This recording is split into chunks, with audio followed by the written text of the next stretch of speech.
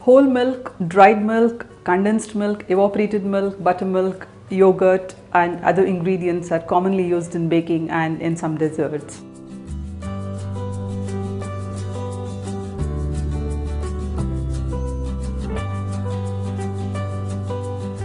And in this video today, we take a look at these ingredients and the possible substitutes.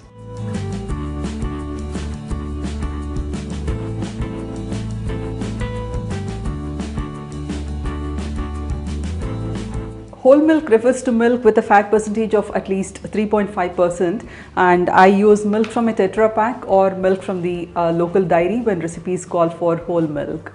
The fat percentage matters when you're making recipes like baked custards or custards cooked on the stove top and a lot of other desserts. And in these recipes, if you do not use whole milk with the required fat percentage, you may not be very happy with the results. So please do make sure that you use whole milk in recipes which call for whole milk. And if the recipe just says milk, then I think it should be fine to go ahead with low fat milk or any milk you have at home. Then we have condensed milk, this really sweet but eminently likable and lickable thing in a can, and this is quite often used in a lot of desserts and in baking too. You can put this to good use in cakes, pies and ice creams and a lot of other desserts, so stay tuned. If you're lucky, you could try the fat-free, sugar-free or low-fat and low-sugar versions of the condensed milk available. And then we have evaporated milk, again something which is not commonly available to us here in India, and this is milk from which about 60% of water has been evaporated and then canned.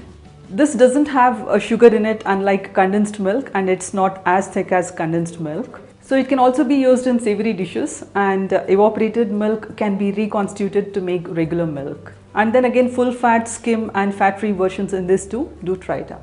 And if your recipe calls for evaporated milk, your best bet is to boil some fresh milk till it's reduced to almost half its original quantity.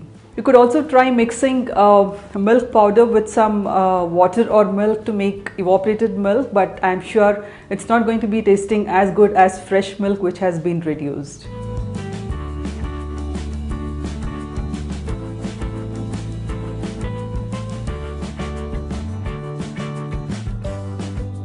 And then some recipes for bread require us to use dried milk or what we commonly call as milk powder here.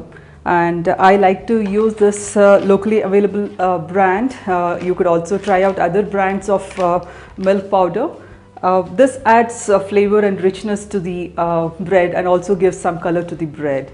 And I never really used to stock on milk powder till I started baking breads in my bread machine. Since it's not perishable like milk, it's the perfect thing to put in your dry ingredients and put your bread machine on the delayed start cycle.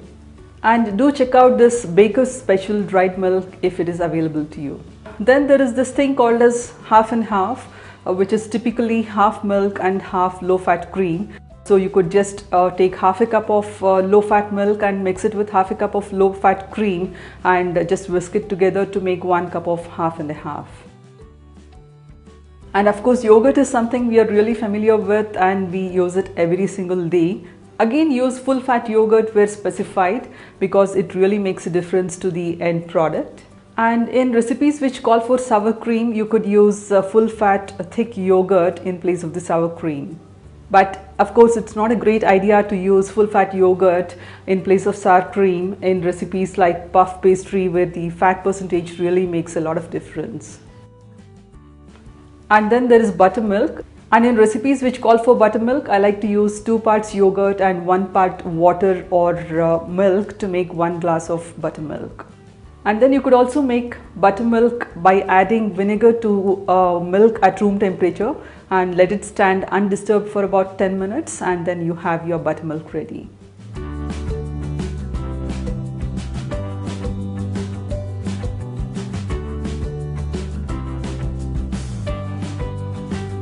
And then you could also check out buttermilk powder, which is again not available here, and I think this can be a really handy substitute and a really handy ingredient to use in your crackers, on your breads and other bakes.